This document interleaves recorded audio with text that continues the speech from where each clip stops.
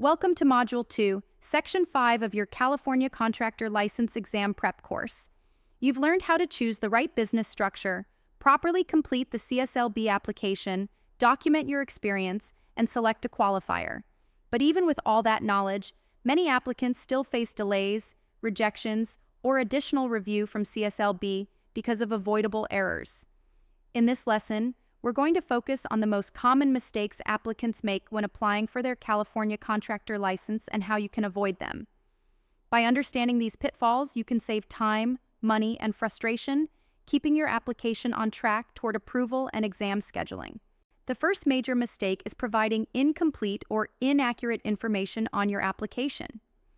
CSLB receives thousands of applications every month, and their reviewers are trained to reject or return any that are missing details, inconsistent, or unclear. This includes leaving blanks on required fields, forgetting to sign the application, or providing a business name that doesn't exactly match your legal entity registration. Something as simple as a misspelled name, incorrect date, or a mismatch between your business entity and the name listed can cause the application to be returned.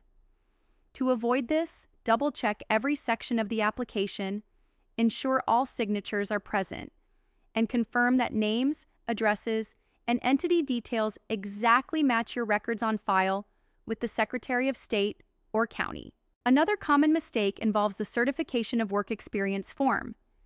Many applicants list vague descriptions like worked on remodels or did construction work. CSLB needs detailed information about the types of trades you've worked in, especially for a B2 license that requires experience in 3 or more unrelated trades. If you don't specify the trades and duties you performed, CSLB may reject the form or request additional documentation, delaying your application. To avoid this, describe your work clearly, listing tasks like drywall repair, fixture installation, flooring, painting, and other relevant trades.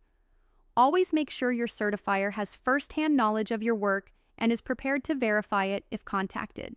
Choosing an unqualified or unprepared certifier is another issue that leads to application problems. CSLB often contacts certifiers to verify experience claims, and if the person listed cannot be reached, gives inconsistent information, or seems unfamiliar with your work history, your application may be denied. This is why it's important to select certifiers carefully, talk to them before listing them, and ensure they're comfortable verifying your experience truthfully and accurately. Errors with the business structure and entity names are also frequent. For example, applicants might list ABC Construction Inc. on their application when they're not legally incorporated or haven't registered that name with the Secretary of State. CSLB will reject names that misrepresent your entity type or imply license classifications you don't hold. Always confirm your entity status and choose a compliant name before submitting your application. If you use a doing business as name, ensure it's registered properly with your county or state records. Another major mistake is failing to include the required fee or submitting an outdated fee amount. CSLB won't process your application without the correct payment. Their fees can change periodically, so check the current fee schedule before sending your application. Payment errors are a surprisingly common reason for application rejection.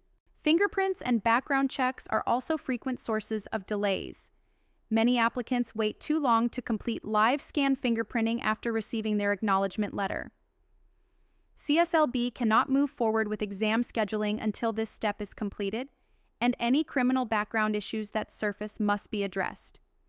Schedule fingerprinting as soon as possible to prevent unnecessary waiting. Finally, failing to keep copies of everything submitted to CSLB is a mistake that can cost you time if issues arise later. If CSLB asks for clarification or you need to refile, having an exact copy of your previous application saves you from starting over from memory and ensures consistency across submissions. Avoiding these mistakes comes down to 3 main habits: being thorough, being accurate, and being proactive. Review your application multiple times before sending it, involve qualified people in verifying your experience, stay on top of CSLB requests and deadlines, and keep your own complete record of all submissions. By doing so, you dramatically increase your chances of a smooth, timely approval, bringing you one step closer to becoming a licensed B2 residential remodeling contractor.